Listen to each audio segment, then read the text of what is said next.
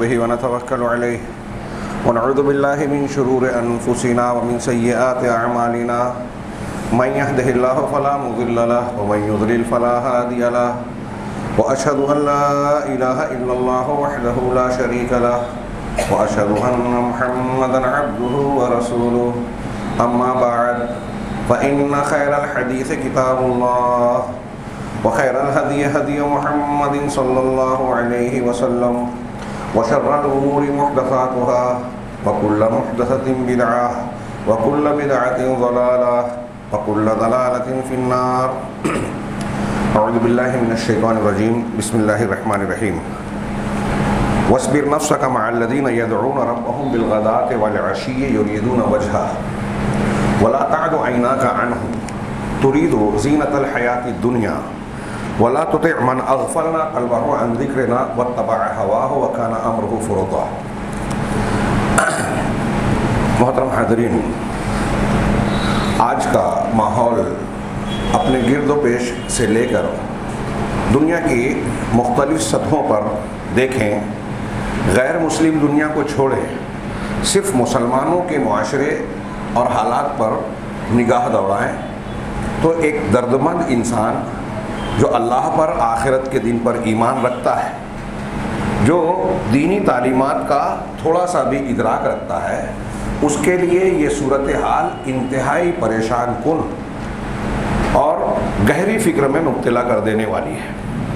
ہمارے یہاں آج کل ایک ماحول ایسا بنا ہوا ہے کہ اگر کوئی معاملہ خبروں میں شدت سے آتا ہے، جیسے گزشتہ دنوں فلسطین کا قضیہ جو 60-70 سال سے انتہائی سنگین صورتحال رکھتا ہے، لیکن ایک حملہ ہوا، کچھ لوگوں کی جانیں گئیں، تباہی مچی، تو ہمارے اندر فکر مندی اور بیان بازی کا جوش آتا ہے. لیکن جیسے ہی کچھ معاملہ گزرا ہم خاموش ہو جاتے ہیں. گویا اگر حملہ ہو رہا ہے تو ہمیں تشویش ہو رہی ہے، لیکن اس حملے کی جو تیاریاں ہو رہی ہیں، اس کے جو مقدمات اور اس کے پیچھے جو اعدائے اسلام کے مقاصد ہیں، وہ مقاصد ہماری زندگیوں میں پورے ہوتے نظر آ رہے ہیں، اس وقت ہم تشویش میں مبتلا نہیں ہوتے. یوں تو لوگ کہتے ہیں کہ یہ علم کا دور ہے، ترقی اور ٹیکنالوجی کی اعلیٰ سطح پر پہنچنے کا زمانہ ہے. ماضی میں سائنس اور ٹیکنالوجی نے کبھی اتنی ترقی نہیں کی. دنیا گلوبل ولیج بن گئی ہے، آپس میں مواصلات کا انتہائی زبردست نظام ہے، بالکل کوئی شک نہیں. ہر کام میں سہولت کے لیے عجیب عجیب قسم کی نئی قسم کی مشینیں اور اسباب مہیا ہو گئے ہیں. یہ سائنس، ٹیکنالوجی اور مادی اعتبار سے بالکل درست بات ہے، لیکن اخلاقیات میں، ایمانیات میں، سماج کے اجتماعی سلوک، برتاؤ اور انسان کے اپنے مسائل کی روشنی میں ہم دیکھتے ہیں تو انسانیت انتہائی گھناؤنی شکل اختیار کرتی جا رہی ہے. بلکہ یوں کہنا چاہیے کہ نبی کریم صلی اللہ علیہ وسلم نے قیامت کی جو ایک بہت واضح اور بڑی نشانی بتائی کہ ان من اشراط الساعہ ان یرفع العلم ویثبت الجہل، یہ ہم کو اپنی آنکھوں سے دکھائی دے رہا ہے کہ بظاہر تو علم کا دور ہے، لیکن حقیقت میں عملی زندگی میں ہر طرف جہالت ہی جہالت ہے. اللہ کے رسول نے فرمایا تھا کہ قیامت کی نشانیوں میں سے ایک بڑی نشانی یہ ہے کہ علم اٹھا لیا جائے گا اور جہالت عام ہو جائے گی. کون سا علم اٹھا لیا جائے گا؟ علم دو طریقے کا ہے، ہم ایک دوسرے زاویے سے میں کہہ رہا ہوں. ایک ہے معلومات. معلومات آج ہمارے یہاں بہت سارے لوگوں کو بہت ساری ہے. ہاں، نیٹ کے ذریعے سے ایک بٹن دبائیے، دنیا کی کسی بھی لائبریری کو کیسی بھی کمیاب اور گمنام قسم کی کتاب تھی اس کو کھنگال لیجیے. معلومات کی کمی نہیں ہے، اس اعتبار سے علم کا بڑا دورہ ہے. لیکن علم کے جو مقاصد ہے، اس کا جو حاصل ہے، اس کے نتیجے کے طور پر ایک علم کے ساتھ تربیت ہونی چاہیے، اس کا فقدان ہے.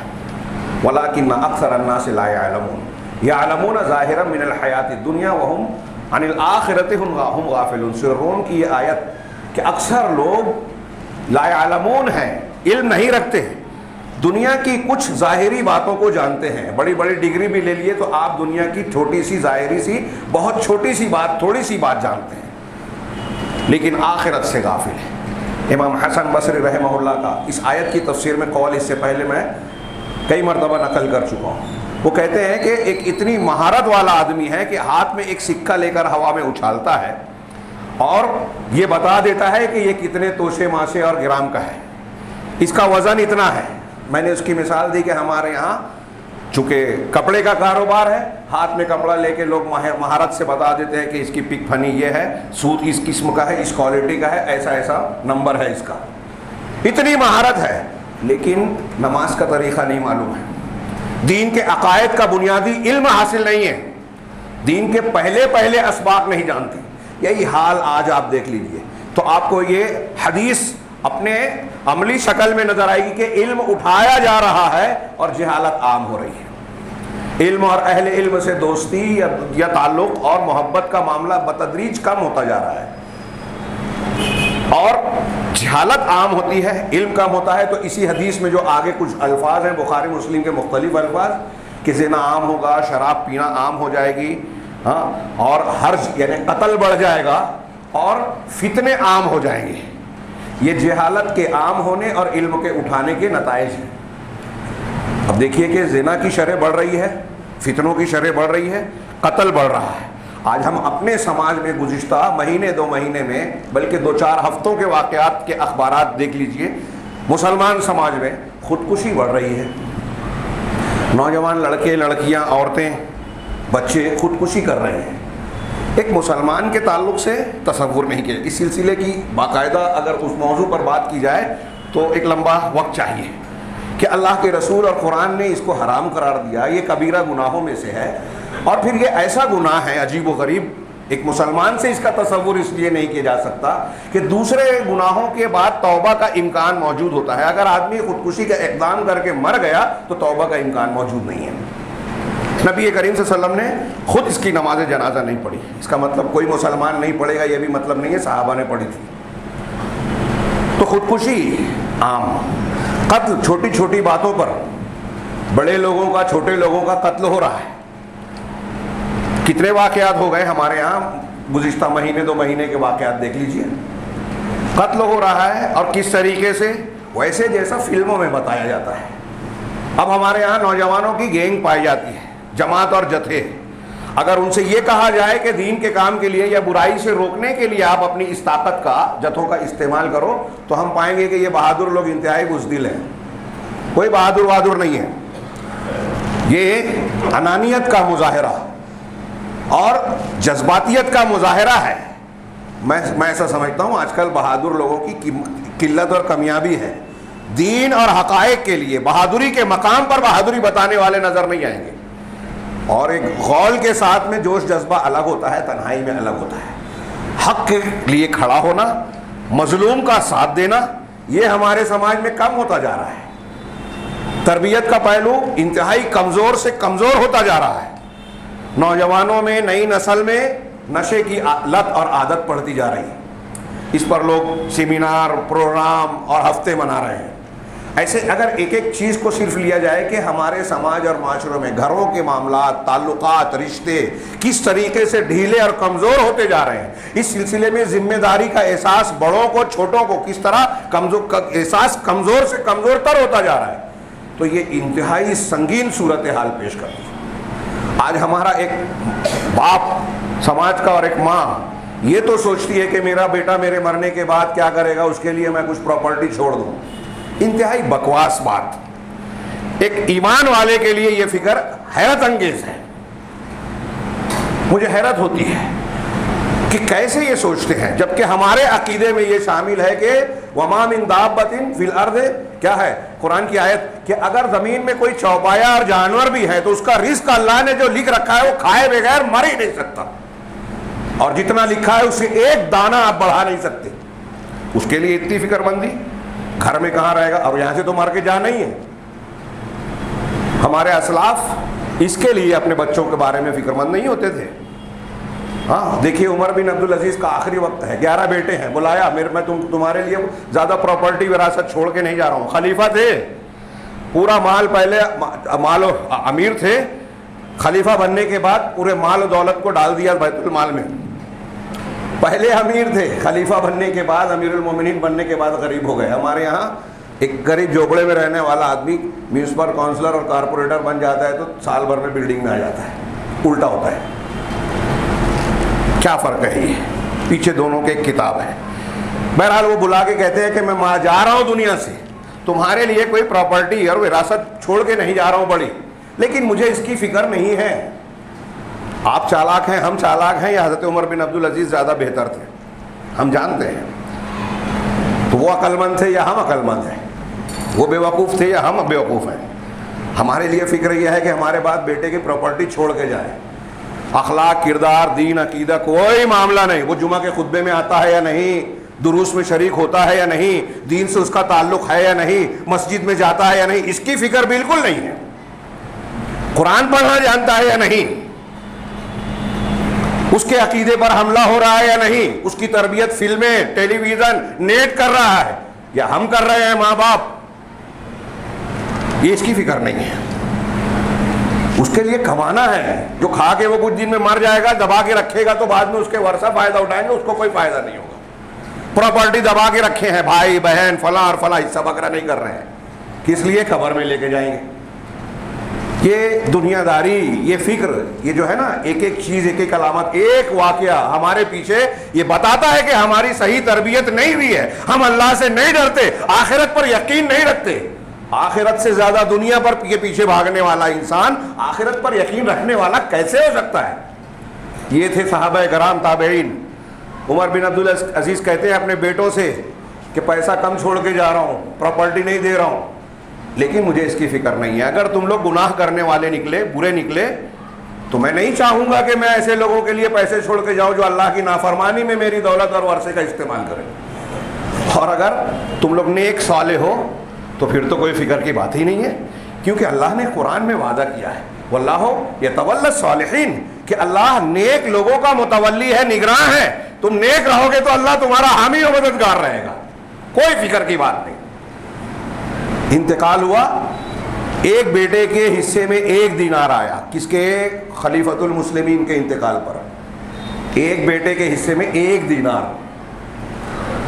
اور کہتا ہے راوی کہ زیادہ دن نہیں گزرے تھے کہ میں نے دیکھا کہ عمر بن عبدالعزیز کے بیٹے جو ہے لاکھوں کروڑوں کی تجارت کر رہے ہیں. اس کے بالمقابل مروان کا انتقال ہوا تو اس کے بچوں کو لاکھوں کی وراثت ملی، لیکن اس کے بعد کہا کہ کچھ دنوں بعد دیکھا کہ وہ بھیک مانگ رہے ہیں. اگر آپ نے اپنے بچوں کو صحیح عقیدہ، اللہ پر بھروسہ نہیں سکھایا، دین نہیں سکھایا، اللہ پر اعتماد نہیں سکھایا، آخرت نہیں سکھائی، تو کروڑوں چھوڑ کے جائیں گے، وہ کچھ دنوں میں کلاش ہو جائیں گے، دیوالیہ ہو جائیں گے.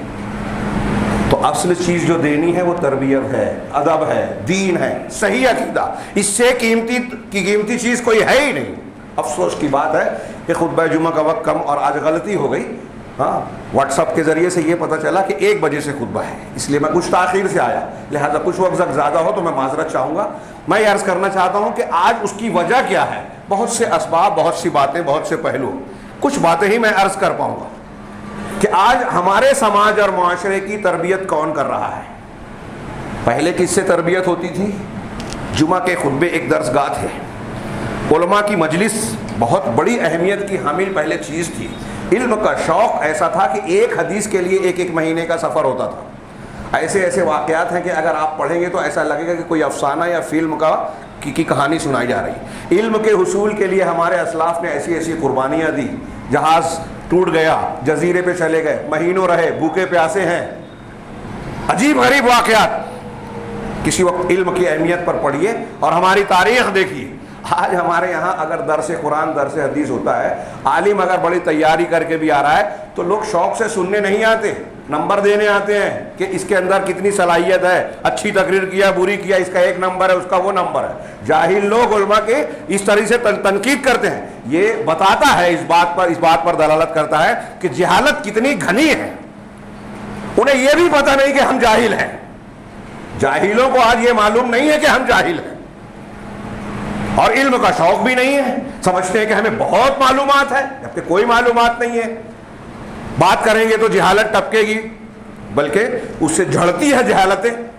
علم کے نام پر جہالت کی باتیں کرتے ہیں. میں جو یہ باتیں کہہ رہا ہوں یہ صرف جذباتی یا کوئی ایسی بات نہیں کہہ رہا ہوں کہ کسی کے خلاف بھڑاس نکال رہا ہوں، واللہ ہرگز نہیں. یہ حقیقت اور واقعہ ہے علم کی ایک پہچان یہ ہے کہ آدمی یہ جانتا ہے، جتنا سیکھتا ہے اس کے بعد لگتا ہے کہ میں بہت کم جانتا ہوں، متواضع ہوتا ہے، اس کے اندر تواضع انکساری آتی ہے. علم عالم کی یہ پہچان ہے. اور آپ الٹا دیکھیں گے، جاہل کم جانے گا اور کہے گا مٹھی باندھ کر کے میں اس کا جواب دوں گا، علماء نہیں دیں گے میں دوں گا. ہاں تو دے گا اس لیے کہ تو یہ کہہ رہا ہے کہ علماء نہیں دیں گے، تو عالم تو ہے نہیں. یہ جسارت جاہل ہی کر سکتا ہے. خیر بات تھوڑی سی پھیل جائے گی. میں یہ عرض کرنا چاہتا ہوں کہ ہماری تربیت میں آج جو پہلو میں پیش کرنا چاہتا تھا وہ یہ کہ یہ میرے ہاتھ میں کچھ کاغذات ہیں، اس کو میں جو سروے رپورٹس ہیں سالوں پہلے ایک کتاب سے میں نے لیا. اس وقت یہ بتایا گیا تھا کہ جو ٹی وی پروگرام آتے ہیں، فلمیں دیکھی جاتی ہیں، اس کے کیا اثرات مرتب ہوتے ہیں سماج معاشرے، بزرگوں پر، جوانوں پر، بچوں پر. الگ الگ اعداد و شمار دیے ہیں، لیکن مجھے افسوس ہے کہ موقع نہیں ہے کہ میں اس کو پیش کر سکوں. اس سے مختلف یہ 1993 کے امریکی اور یورپی سروے رپورٹس بھی ہے اس میں، اور اس کے بعد کے کچھ نتائج بھی ہیں کہ آج کل T V channel, T V program اور فلموں کے کیا اثر. ہم اس میں آج کی تاریخ میں یہ جوڑ لیں کہ آج جو کام ٹی وی چینلز اور فلموں کے تھے اسی کا استعمال موبائل کے ذریعے سے ہو رہا ہے، نیٹ کے ذریعے سے ہو رہا ہے. ٹی وی بھی ہمارے گھروں کے اندر داخل ہو چکا ہے، مردوں تک ہی نہیں، بچوں کے ہاتھ میں، اور بچوں ہی نہیں بلکہ عورتوں کے ہاتھ میں. جہاں جن عورتوں کو مسجد آنے سے منع کر دیا گیا وہاں یہود و نصارہ کی تقریریں، واعظ و نصیحت دنیا داری والی پہنچ رہی ہے. قرآن حدیث سننے سے وہ محروم ہیں، لیکن ان کی تربیت وہ اس سے ہو رہی ہے. اس کے نتائج کیا ہیں؟ اس میں مجھے افسوس ہے کہ یہ پیش نہیں کر پاؤں گا.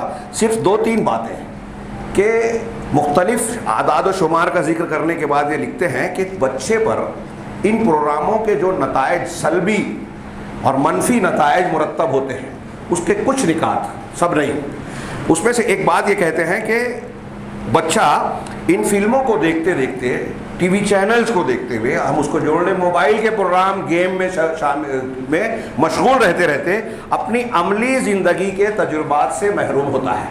وہ عملی زندگی کے تجربات جس کے درمیان بچے کی اپنی صلاحیتیں، قدرتیں ترقی پاتی ہیں.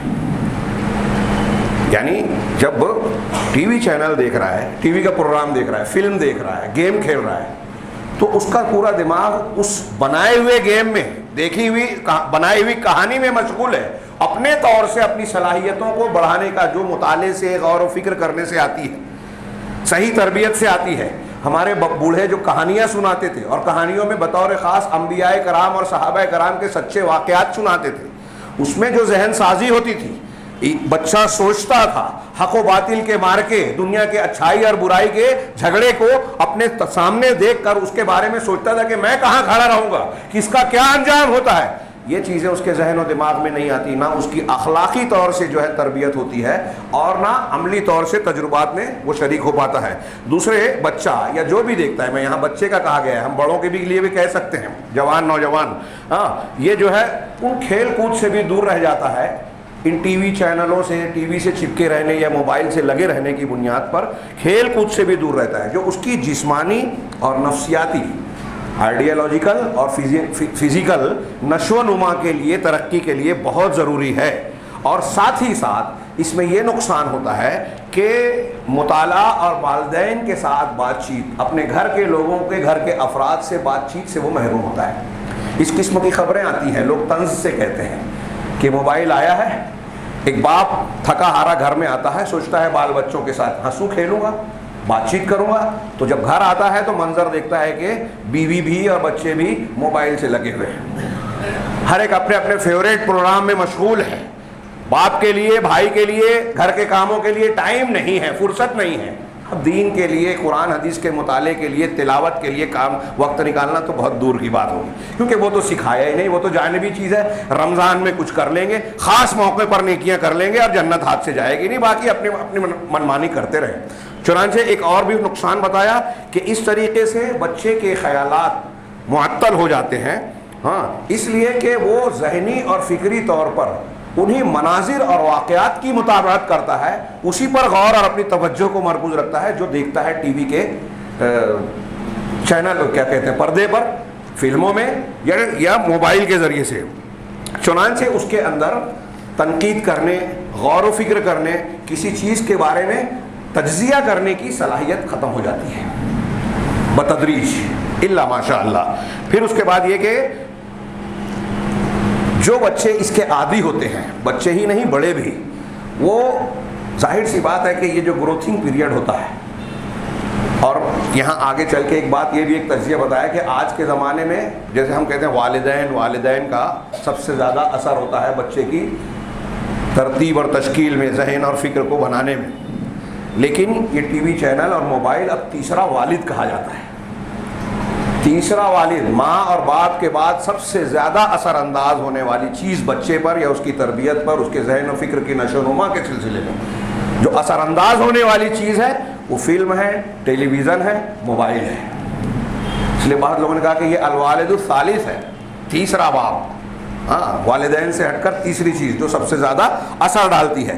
تو اس میں ایک نقصان یہ ہے کہ بچہ جو چیز دیکھ رہا ہے، سن رہا ہے، موسیقی، گانے، فلمی ڈائلاگ، اس کے حفظ کی جو صلاحیت ہے، یاد کرنے کا جو مادہ قدرت نے دے رکھا ہے زبردست، تو اس کی بنیاد پر وہ فلموں کے گانے اور جو چیز سنتا ہے اس کو یاد کرتا ہے. قرآن کو حفظ کرنے کا اب اس کے اندر وہ ذوق نہیں رہا، اور جو گانے یاد کرے گا، فلمی باتیں یاد کرے گا، یا اس کو وہ چیزیں یاد. ہمارے یہاں لوگ خوش ہوتے ہیں اگر فلم کا کوئی ڈائلاگ بچہ دہراتا ہے تو خوش ہوتے ہیں. لیکن ایسے لوگ بھی پائے جاتے ہیں جو اپنے بچوں کو مکتب میں عالم کے پاس بھیج کر قرآن حفظ کراتے ہیں اور قرآن کی صورتیں سنتے سناتے ہیں. لیکن یہ مادہ کمزور ہوتا جا رہا ہے، اور ایسا لگتا ہے کہ فلمی گیت، ڈائلاگ، گندی باتیں جب بچہ کہتا ہے تو اس سے جو خوشی ہوتی ہے وہ قرآن کے سننے سے شاید نہیں ہوتی اب، اسی لیے تو اس کی رغبت کم نظر آتی ہے. تو بچوں کو گانا گانے اور گانے کو حفظ کرنے کے، اور جو اشتہارات میں پیش کیے گئے جو شعارات ہیں، ہاں، اس میں وہ زیادہ یاد ہو جاتے ہیں. اس کے بالمقابل جو درس کی چیزیں ہیں، قرآن حدیث کی باتیں ہیں، وہ یاد نہیں ہوتی. جب سنتا ہی نہیں ہے، توجہ نہیں ہے، دلچسپی نہیں ہے، تو یاد کیا ہوگی. آگے کہ ساتھ ہی ساتھ اس ٹی وی چینلز اور پروگراموں اور فلموں کے اثرات سے بچے کے اندر مغامرہ، آوارگی کی محبت پیدا ہوتی ہے. فلم میں دیکھتا ہے کہ ہیرو وہ ہے جو چوری کر رہا ہے، جو سڑک چھاپ انداز میں کچھ حرکتیں کر رہا ہے، تو اب وہ اپنے پسندیدہ ایکٹر کی نقالی کرتا ہے، اس کے جیسا بال، اس کے جیسا کپڑا، اس کے جیسا ہیئر اسٹائل. آج دیکھیے ہمارے نوجوانوں میں نئے فیشن انتہائی گندگی والا، ایسی چیزیں، کچھ بال کو کاٹ کر، کچھ چھوڑ کر کچھ رکھا جاتا ہے پرندوں کے گھونسلے جیسا. وہ بھی اللہ کے رسول کی حدیث میں پیشنگ گوئی ہے کہ ایک زمانہ ایسا آئے گا کہ بال پرندے کے گھونسلے کے جیسے ہوں گے. اور کچھ بال رکھنا، کچھ کاٹنا، جو جیسے غیر مسلم بال کو چھوڑ کر کاٹتے ہیں اپنے یہاں میت ہونے پر، سینڈی وغیرہ نکالنا، یہ حدیث میں صراحتاً منع ہے. اس کو عربی میں قضا کہا ہے. اللہ کے رسول صلی اللہ علیہ وسلم نے قضا سے منع کیا کہ سر کے کچھ بال کاٹے جائیں، کچھ چھوڑے جائیں. تو یہ بھی ہمارے یہاں ہوتا ہے کہ دین تو معلوم ہی نہیں ہے، بڑوں کو نہیں پتہ تو بچوں کو کیا بتائیں. بڑے مسجد نہیں جاتے تو بچے کو کیا لے کے جائیں گے. خطبوں کا سننا، دروس پہ حاضری دینا، قرآن کا پڑھنا، یہ بڑوں کے لیے بھاری ہے، تو بچوں کو کہاں سے اس کی رغبت ملے گی، شوق پیدا ہوگا. خیر، تو ان پروگراموں کی وجہ سے یہ مشاہدہ کیا گیا کہ غنڈہ گردی کی حرکتیں، آوارگی کے معاملات اور ایک دوسرے سے دشمنی، انتقامی کارروائی، یہ جذبات بڑھ گئے ہیں. کیونکہ فلموں میں انتقامی کارروائیاں بتائی جاتی ہیں، ٹی وی چینلز کے پروگراموں میں، موبائل پہ یہاں تک کہ گیم میں بھی بتایا جاتا ہے. یہاں وہ سروے رپورٹ بھی بتائی گئی ہے مختلف ادوار میں کہ بتدریج جو ہے امریکہ کے وہ پروگرام جو صرف خاص بچوں کے لیے ہوتے ہیں، کارٹون ہے یا لطیفہ گوئی یا بچوں کے پروگرام، اس میں نوجوان کو ہائی اسکول اور اس درجے کے کسی بچے کو بتایا جاتا ہے، تو اس میں تشدد کے واقعات، قتل کے واقعات، پستول کا، ہتھیاروں کا استعمال بتدریج بڑھتا گیا. اور پھر اس کے نتیجے میں کیا اثرات ہوئے کہ بعض اسکولوں میں ایسے کبھی کبھی واقعات سامنے آتے رہتے ہیں کہ ایک بچہ بندوق لے کر گیا اور اپنے ساتھیوں کو بھون ڈالا. کبھی 30 بچے مر گئے، 25 بچے مر گئے، کسی نے خودکشی کر لی، کسی نے دوسروں کو مار دیا، کسی نے دوسری عورتوں پر فلم کا کوئی منظر دیکھا کہ کسی عورت کے ساتھ اس نے جو ہے وحشیانہ سلوک کیا، تو ویسے ہی اس نے اپنی کلاس فیلو کے ساتھ کیا. تو یہ غنڈہ گردی آج ہمارے یہاں گینگ وار ہوتی ہے، قتل ہوتا ہے چھوٹی چھوٹی باتوں پر، لوگ گئے اور مار ڈالا. ہاں، نشے کی لت میں ابھی خبر چھپی تھی کہ 20 روپئے کے لیے ایک قتل ہو گیا. ہاں، یہ کلیان کا واقعہ تھا، اسی ہفتے میں اخبار میں چھپا. ہمارے یہاں بھی اس قسم کے واقعات ہو رہے ہیں. چنانچہ اور بھی بہت ساری باتیں. آگے یہ کہتے ہیں اسی طریقے سے بچوں کے یہاں بہیمیت، حیوانیت کے جذبات کو بڑھاوا ملتا ہے. اسی طرح جنسی جذبات کو فروغ دیا جاتا ہے. ان کی طبعی اور عمر جو اس وقت تک پہنچنے کے لیے ضروری ہے، یعنی جو جذبات جوانی کے آنے کے بعد ابھرنے چاہیے، ہاں، مردانہ صلاحیت یا جن سے مخالف کی طرف رغبت اور اس کے تعلق سے سوچ بچار والا معاملہ، وہ عمر سے پہلے ان مناظر کے ذریعے سے ان کے اندر پیدا کیا جاتا ہے.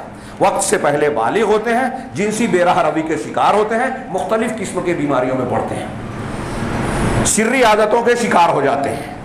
اب ہم واقعات پڑھتے ہیں کہ چھوٹے بچے نے کسی چھوٹی بچی پر حملہ کیا، رشتہ دار پر حملہ کیا، محرم رشتہ دار کا لحاظ نہیں کیا، یا اگر یہ سب موقع نہیں ملے تو اپنے آپ کو خراب کر لیا، سری عادت، استمنا بالید اور اس قسم کی حرکتوں میں مبتلا ہو گیا.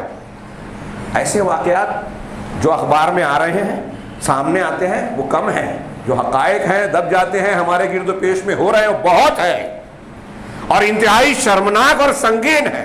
اگر ہم غور کریں تو تشویش کی بات ہے. یہ ہر واقعہ، ہر پہلو اللہ کے عذاب کو دعوت دے رہا ہے. جب ہم روتے ہیں کہ اسرائیل نے حملہ کر دیا، حکومت ہمارے خلاف قانون بنا رہی ہے، وبا اور بیماری پھیلی ہوئی ہے، تو یہ ساری چیزیں ہم دیکھتے ہیں، اس کے مادی تجزیات کرتے ہیں، اس کے مداوے کی کوشش کرتے ہیں. اس سے زیادہ کوشش یہ کرنی چاہیے کہ روحانی طور پر اپنی حفاظت کا انتظام کریں، دین اور ایمان کی بنیاد پر اپنے آپ کو محفوظ بنانے کی کوشش کریں. یہ مادی چیزیں کوئی حیثیت نہیں رکھتے. میں اکثر کہتا ہوں یہ کورونا، یہ فلاں بیماری، فلاں وبا، یہ اتنا بڑا خطرہ نہیں ہے جتنے یہ گناہ اور برائیاں ہمارے لیے خطرہ ہیں. یہاں اور بھی بہت اہم چیزیں تھیں. ہاں، یہ ایک چیز اور پیش کر دوں کہ اسی طریقے سے جو نئے ابھرتے ہوئے لوگ ہیں، عمر کے حصے میں ہیں، ان کے ذہن و دماغ میں شراب، نشہ، ہاں، اور اس سے متعلقہ جتنی بھی چیزیں ہیں، اس کو بڑھاوا ملتا ہے، اس کی طرف ترغیب ملتی ہے. آج کتنے کم عمر لوگ بیڑی سگریٹ پینا شروع کر دیتے ہیں، شراب پینا شروع کر دیتے ہیں، یا اس کی طرف. مسلمانوں میں یہ چیزیں گزشتہ چند سالوں پیشتر دیکھیں تو بہت کم تھی، اور اب بہت تیزی سے یہ اضافہ ہوا ہے. اور اس نشے کی حالت اور لت نے چور بنا دیا، قاتل بنا دیا، گھر کے لوگوں کے لیے ایک بچے کو ناکارہ بنا دیا، والدین کا نافرمان بنا دیا. ان فلموں میں یہ بھی بتایا جاتا ہے، یہ توجہ دی جاتی ہے کہ آدمی اپنا آزاد ہے، میں جو چاہوں کروں. لڑکیاں تک کہتی ہیں کہ میں اپنی مرضی کی مالک ہوں، کسی غیر مسلم سے شادی کروں یا کسی سے بھی کروں. فلموں میں یہ بھی بتایا جاتا ہے کہ ہماری غیرت نہ رہے، عقیدے کی کوئی اہمیت نہیں ہے. ایک مسلمان غیر مسلم سے، غیر مسلم مسلمان سے رشتہ ناتا جوڑ سکتا ہے اور اس کو فروغ. یہ واقعات آج ہم دیکھ رہے ہیں. ہمارا کلچر، ہماری تہذیب و ثقافت فلمی کلچر اور فلمی تہذیب و ثقافت میں تبدیل ہو رہی ہے. دین، اور ہم اپنے آپ کو کتنا دیندار کہہ کے جو ہے تسلی دے دیں. کتنے دیندار ہیں ہم گھر گھر میں دیکھ لیں. جو جتنا دیندار ہے وہ اتنا زیادہ دوسروں کا مال ہڑپتا ہے، حرام خوری کر رہا ہے. دکھاوے میں دینداری، غلط دین بتایا جاتا ہے کہ آپ کسی کا بھی مار لو، بھائی بہنوں کا کھا لو، ہڑپ کر لو مظلوم کا حق، اور اس کے بعد یہ فضیلت کا یہ عمل کر لو، یہ ذکر و اذکار کر لو، یہ 2 رکعت نماز پڑھ لو، صاف ہو جائے گا. کون سا دین ہے یہ؟ دین نہیں ہے، دھوکہ ہے، فریب ہے. میں اکثر کہتا ہوں کہ یہ غلط دین بھی برائیوں کو بڑھاوا دے رہا ہے، بدعت و خرافات بھی بڑھاوا دے رہی ہیں. شب برات میں جاگ کر شب قدر سے غافل بنایا جاتا ہے، بدعت کا ارتکاب کر کے آپ کو سنت سے دور کیا جاتا ہے، اور یہ ہو رہا ہے. اس کے ذمہ دار عوام سے زیادہ علماء ہیں جو حق کو جانتے ہوئے بتاتے نہیں ہیں، اور بتاتے ہیں تو کسی کونے کاپرے میں. ایسی جگہ کے لوگ اس کو مانتے نہیں ہیں.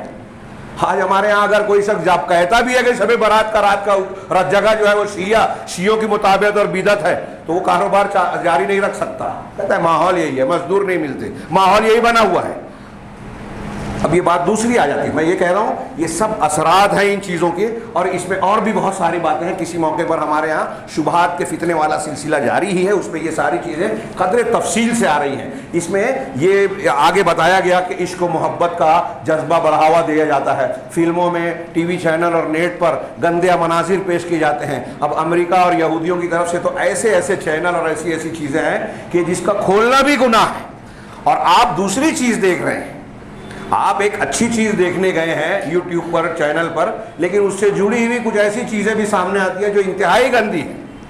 میں ایسا سمجھتا ہوں کہ یہاں کوئی بھی بیٹھا ہوا اس کے ساتھ ضرور یہ ہوا ہوگا، ہر ایک کے ساتھ یہ ان کا طریقہ کار ہے کہ نوجوان نسل کو ناکارہ بنایا جائے، اور خاص طور سے دنیا کے لوگوں میں ٹارگٹ مسلمان ہیں۔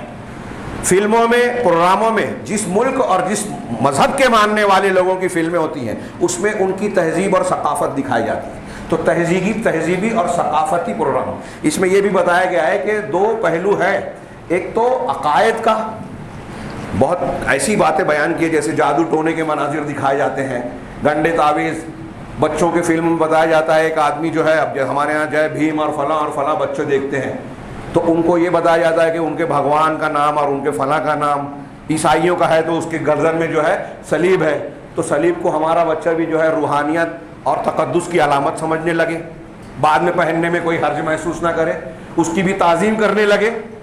جادو ٹونے اسلام کا منظر بتا رہا ہے تو مزارات بتا رہا ہے، تو ایک آدمی دیکھنے والا یہ سمجھتا ہے فلموں اور ٹی وی چینلز اور پروگراموں کو کہ یہ مزارات اور مشاہد جو ہے وہ اسلام کے مراکز ہے، مقدس مقامات ہے، یہاں زیارت کرنی چاہیے، یہاں ایسے ایسے عمل کرنا چاہیے۔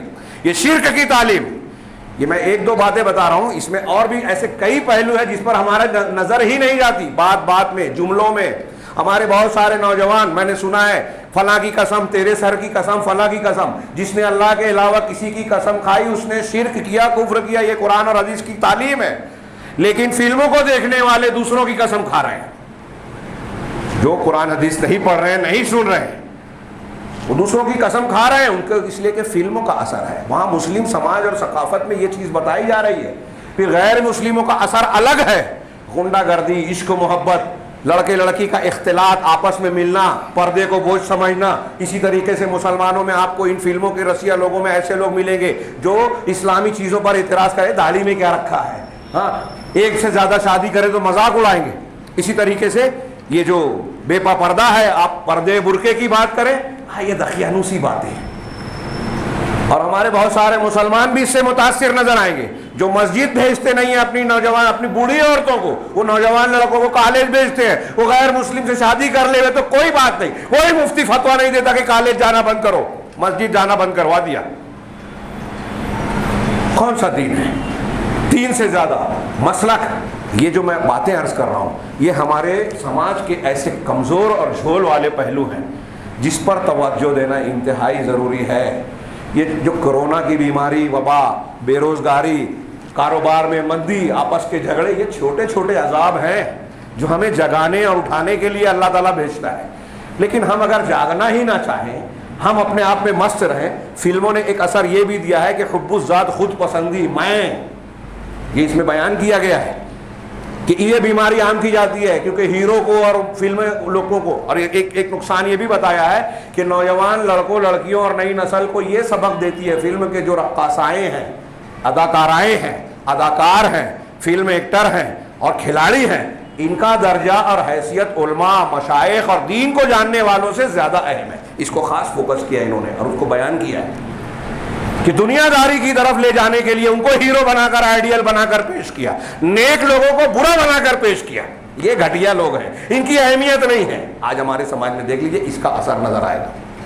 یہ جتنے ہیں نا، یہ یہود و نصارہ کے ایجنڈے ہیں، شبہات کے فتنے، جو ہمارا سلسلہ وار پروگرام چل رہا ہے اس میں کچھ تفصیلات آئی ہے، جو لوگ سنتے ہیں وہ اس کو اچھی طرح جان سکتے ہیں۔ حوالوں کے ساتھ بیان کیا ہے کہ ان کا یہ پروگرام ہے کہ دین سے، علماء سے، علم سے مسلمانوں کو دور کیا جائے اور ان کو نئی تہذیب کی چمک دمک، عورتوں سے اختلاط، نشے کا عادی بنایا جائے اور گناہوں کو ان کے نزدیک کمتر بنا کر پیش کیا جائے۔ ایک آدمی، اس میں یہ بھی بحث ہے کہ ایک آدمی جو ہے گناہ کر رہا ہے، اس کو برا سمجھتے ہوئے، تو یہ اگرچہ بری بات ہے لیکن بسا غنیمت ہے کہ اس کو احساس ہے کہ میں گناہ کر رہا ہوں۔ لیکن ایک آدمی گناہ کا کام کرتے ہوئے یہ سوچ لے کہ میں گناہ کر ہی نہیں رہا ہوں، میں تو اچھا کام کر رہا ہوں، یہ زیادہ سنگین اور خطرناک ہے، بہت بری بات ہے، اور آج ایسا ہو رہا ہے۔ بہت سارے گناہوں کو ہمارے سماج اور معاشرے میں اب گناہ سمجھا ہی نہیں جاتا۔ بات لمبی ہو گئی، وقت زیادہ ہو گیا۔ اصل موضوع کہ یہ ساری صورتحال جو میں نے بیان کیا کوئی معلومات کے لیے بیان نہیں کیا، غور و فکر کرنے کے لیے کہ ہم اور آپ آج واقعات ہوتے ہیں کہ قتل ہو گیا، ایک نوجوان نے، ایک مسلم لڑکی نے، عورت نے خودکشی کر لی، کیسا بھی مسئلہ ہو، خودکشی جائز نہیں ہے، قرآن و حدیث نے جو مسائل پیش کیے اس میں ہمیں شرم آتی ہے. طلاق لینا بری بات ہے, لیکن طلاق نہ دے کر بچی کو قتل کر دینا وہ ٹھیک ہے, لوگ اسے اختیار کر رہے ہیں. زیادہ بری کو اختیار کر رہا ہے. ابھی کچھ دن پہلے ایک لڑکی نے خودکشی کی تھی اپنی سسرال والوں کی شکایت کر کے. ٹھیک ہے, وہاں ظلم ہو رہا ہوگا تو خودکشی کرنا بہتر تھا یا میکے جانا بہتر تھا, دوسرے حل تلاش کرنا بہتر تھا. ہاں, یہ ایک ایک واقعہ ہمیں بتاتا ہے کہ ہمارے گھروں میں اسلامی تربیت کا فقدان ہے. اسلامی تربیت اللہ تبارک و تعالیٰ نے, ایک آدمی ایک بچہ گھنٹوں فلموں ٹی وی چینل اور ویڈیو کے ساتھ اگر جڑا ہوا ہے ہمارے سماج میں تو اس کے اثرات آئیں گے یا نہیں آئیں گے. اس لیے تربیت کا ایک پہلو میں نے کچھ آیتیں اور حدیثیں لی تھی جس کا موقع نہیں رہا. سورہ کہف کی آیت میں نے پڑھی تھی. اللہ تعالیٰ نے اپنے رسول سے کہا وَاصْبِرْ نَفْسَكَ مَعَ الَّذِينَ يَدْعُونَ رَبَّهُمْ, اپنے آپ کو روکے رکھیے. اصبر نفسك, اپنے آپ کو روکیے. صبر مانے روکنا, کنٹرول کرنا. ہاں, اپنے آپ کو روکے رکھیے ان لوگوں کے ساتھ جو صبح اور شام اللہ کا ذکر کرتے ہیں. اب اللہ کا ذکر کرنے والی بات ہمارے یہاں آتی ہے تو مزہ ہی نہیں آتا. ہم ایسی کلب میں, ایسی ہوٹل میں, ایسی جگہ بیٹھنا چاہتے ہیں, یہاں تک کہ گاڑی میں بیٹھے ہیں تو صرف گانے موسیقی سنیں گے. موسیقی کا سننا, شیطان کا قرآن ہمارا مرغوب چیز ہے. رحمان کا قرآن اگر لگایا جائے تو مزہ نہیں آتا. اس سے پہلے میں بیان کیا ہوں, علامہ ابن قیم نے کہا کہ رحمان کے قرآن اور شیطان کے قرآن کی محبت ایک دل میں جمع نہیں ہو سکتی. یہ موسیقی نفاق کا آلہ ہے, زنا کا منتر ہے, اور انسان کو غافل بنانے والا, اللہ کی یاد سے دور کرنے والا آلہ ہے. اس کو خوب عام کر دیا گیا.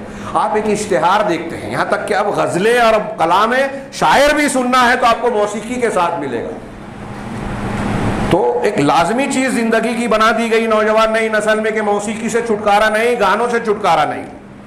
بہرحال اللہ تعالیٰ نے فرمایا کہ ان لوگوں کے ساتھ پکڑو جو صبح اور شام اللہ کا ذکر کرتے ہیں. اس کا خاص پس منظر ہے, اس کا موقع نہیں ہے. یہ آیت کس پس منظر میں نازل ہوئی تھوڑا سا الگ ہے, سورہ کہف کی آیت ہے, آپ دیکھ سکتے ہیں.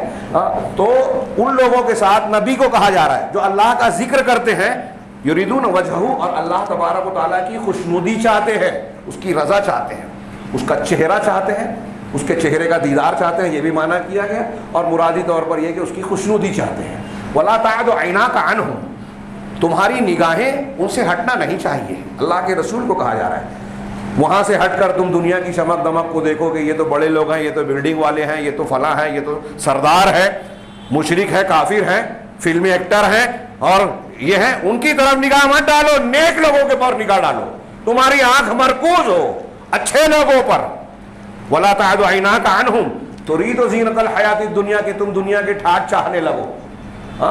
کہ ایسا نہ کرو کہ ان سے نگاہ ہٹے اور پھر یہ ان لوگوں کو دیکھ کر دنیا کی زینت, دنیاوی زندگی کی زینت اور اس کے ٹھاٹ باٹ کے چکر میں پڑ جاؤ. وَلَا تُطِعْ مَنْ أَغْفَلْنَا قَلْبَهُ عَنْ ذِكْرِنَا وَاتَّبَعَ هَوَاهُ وَكَانَ أَمْرُهُ فُرُطًا. اس پر میں نے مستقل خطبہ دیا ہے اس ٹکڑے پر کہ اس کی اتباع اور پیروی نہ کرو, اس شخص کے پیچھے نہ چلو جس کے دل کو ہم نے غافل کر دیا اور اس نے اپنی خواہشات نفس کی, ہوا کی پیروی کی. ہوا کیا ہے؟ قرآن حدیث کے خلاف جو بھی چیز ہے وہ ہوا ہے. بدعت, خرافات, غلط مسلک, سب ہوا ہے.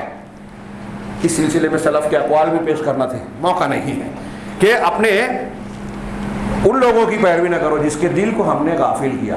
اب ہم کس کے پیچھے پڑتے ہیں؟ ہمارے دوست کیسے لوگ ہیں, ساتھی کون لوگ ہیں. یہ اس آیت کے تناظر میں دیکھیے. ایک صرف تربیت کے پہلو پر بعض علماء نے لکھا, علماء تربیت نے, کہ سب سے اہم پہلو یہ ہے کہ بچے کی صحبت, سنگت اور ماحول دیکھا جائے. سب سے گہرا اثر اس کا پڑتا ہے. کتنا ہے؟ میں نے کچھ آیتیں لکھی تھی اسی سورہ کہف میں, اصحاب کہف کا واقعہ ہے. تفصیل کا موقع نہیں, صرف اشارہ کروں, آپ غور کیجیے کہ آپ نے وہ واقعہ سورہ کہف میں نقل کیا ہے کہ چند نوجوان توحید پر ایمان لائے, مشرک بادشاہ سے بھاگ کر, اس کے دین سے ہٹ کر بھاگے, غار میں پناہ لی. اللہ تعالیٰ نے کراماتی معجزاتی طور پر ان کو لمبی نیند دی. وَلَبِثُوا فِي كَهْفِهِمْ 300 سِنِينَ وَازْدَادُوا 9. کہ کہف میں, غار میں وہ 300 سال اور کچھ لوگوں نے 9 کا اضافہ کیا, ٹھہرے رہے, سوئے رہے. 300 سال قمری چاند والے سال سے جوڑے تو 309 سال, اور سورج والے سال سے جوڑے جنوری فروری والا جو ہمارے یہاں حساب چلتا ہے تو 300 سال بنتا ہے. دونوں باتیں قرآن کے ایک ٹکڑے میں آ گئی. تو اللہ تبارک و تعالیٰ نے ان کو یہ لمبی نیند دی اپنی پسندیدہ. ان کے ساتھ میں ان کا کتا بھی تھا. وَكَلْبُهُمْ بَاسِطٌ ذِرَاعَيْهِ بِالْوَسِيدِ. اور آیت میں کہا سیقولون ثلاثۃ رابعہم کلبہم ویقولون خمسۃ سادسہم کلبہم رجما بالغیب ویقولون سبعۃ وثامنہم کلبہم. یہ میں صرف اتنا تذکرہ کرنا چاہتا ہوں ان دو جگہ کی آیتوں سے کہ ان کے ساتھ ان کا کتا بھی تھا، اور ساتھ 300 سال کی 900 سال کی عمر 309 سال کی جو عمر ان کو ملی، ان کو نیند دی اللہ نے تو ان کے کتے کو بھی دی. تو لوگوں نے کہا کہ اگر نیک لوگوں کے ساتھ آپ رہتے ہیں تو یہ برکت ملے گی، یہ کتے کے جیسا آپ کو بھی فضیلت ملے گی نیک لوگوں کی سنگت میں. جب اللہ کی برکت کا نزول ہوگا تو کتا بھی محروم نہیں رہا، جبکہ وہ مکلف نہیں تھا.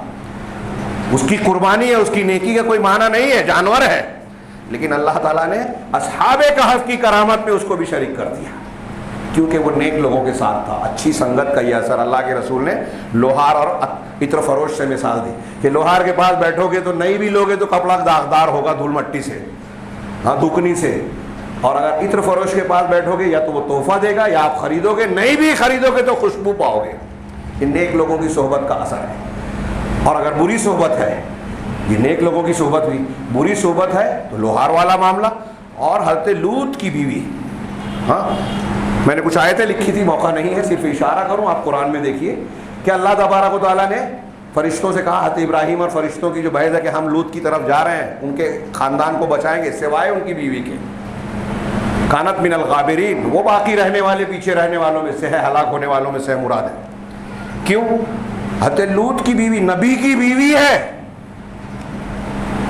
تو اس سنگت کا اثر نہیں ہوا اس پر، جبکہ ہونا چاہیے تھا. نبی پر ایمان نہیں لائی، ہاں قوم کا ساتھ دی. تو اللہ فرشتوں نے کہا کہ انہم مصیبت ما اصابہم، سورہ ہود میں کہا کہ اس کو بھی وہی عذاب لاحق ہونے والا ہے جو اس کی قوم کو، تمہاری قوم کو لاحق ہوگا. آپ اپنے گھر والوں کو لے کر راتوں رات نکل جائیں اے لوط، اور کوئی پلٹ کر نہ دیکھے سوائے آپ کی بیوی کے.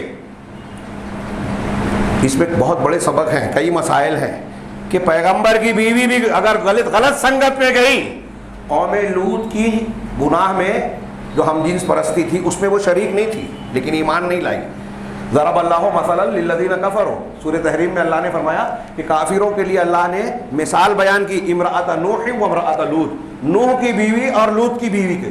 کانتا تحت عبدین من عبادنا، یہ دونوں عورتیں ہمارے دو نیک صالح بندوں کی زوجیت میں تھی. فخانتاہما، تو دونوں نے ان کی خیانت کی، اپنے شوہر کے دین پر پیغمبر ہونے کے باوجود ایمان نہیں لائے، ان کی مخالفت کی.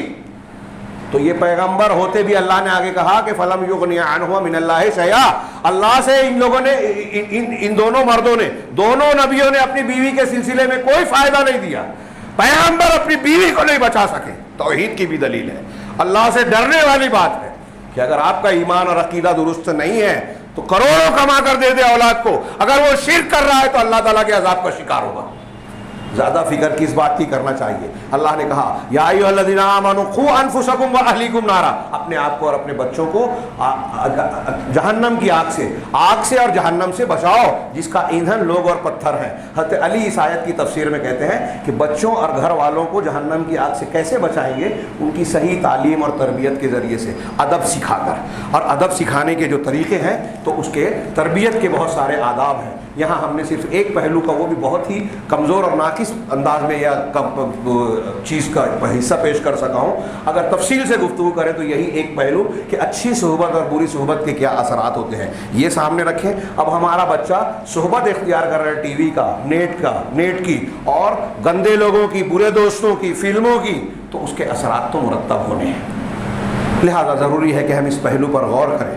اور اس سلسلے میں تربیت کے لیے جو چیزیں کارگر ہیں، میں صرف عنوان بتاؤں، جمعہ کے خطبے، اس کو آپ غیر اہم نہ سمجھیں. یہ اللہ تبارک و تعالیٰ نے امت مسلمہ کو ایک ہفتے واری کا کلاس دی ہے، عبادت کے ساتھ ساتھ دین سیکھنے، دینی اسباق کو دہرانے. ہم کو بھاری پڑتا ہے. یہ علماء جو محنت کر کے آتے ہیں، میں اپنی بات نہیں کہہ رہا ہوں، اور جمعہ کے خطبے دیتے ہیں، حالات اور معاشرے پر اخلاص کے ساتھ اگر وہ بیان کر رہے ہیں تو آپ پر نہیں، آپ کے بچوں پر احسان کر رہے ہیں. آپ کا جو کام ہے وہ کر رہے ہیں بچوں کے لیے، لیکن ہمارے یہاں اس فائدے کا لوگوں کو احساس نہیں ہے. جن بستیوں شہروں میں آپ جائیں، یہاں آپ کے مہاراشٹر میں ضلع ناسک میں چلے جائیے، جہاں علماء نہیں ہیں ان بستیوں میں دیکھیے آپ کیوں نئی نسل میں ہندوانہ رسمیں، باتیں، ان کی زبان، ان کا رہن سہن غیر مسلموں جیسا ملے گا، دین کی بنیادوں کو نہیں جانتے. یہ ہمارے یہاں جو چلتے پھرتے لوگ فتوے دیتے ہیں، یہ کس کی برکت ہے؟ مطالعہ کیا ہے؟ تحقیق کی ہے؟ نہیں. زیادہ معلومات انہی علماء سے ہوئی ہے جن کی ٹانگ کھینچتے ہیں، جن پر تنقیدیں کرتے ہیں. تو یہ قرآن یہ علماء کی ذمہ داری ہے کہ اس کو ذمہ داری سے محسوس کریں. جمعہ کے خطبوں کی اہمیت، یہ ہم بچوں کو عادی بنائیں، لڑکیوں کو بچیوں کو لائیں، دین سے جوڑیں، عقیدہ سکھائیں، تاکہ فلمیں اور ہمارے گرد میں جو منفی تربیت کرنے والے عناصر ہیں ان کے اثرات نہ پڑیں.